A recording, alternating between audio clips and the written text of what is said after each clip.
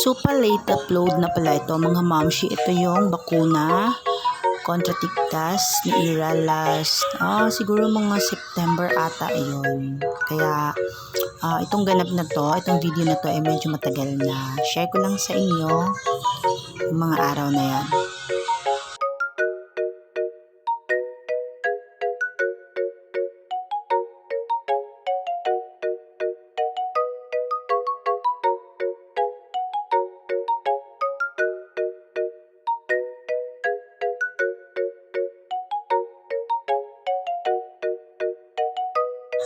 Yung reaction ni Ira na mas natakot pa siya sa ink na nilagay sa kamay niya kaysa dun sa bakuna. Ako naman talaga, ang arte-arte.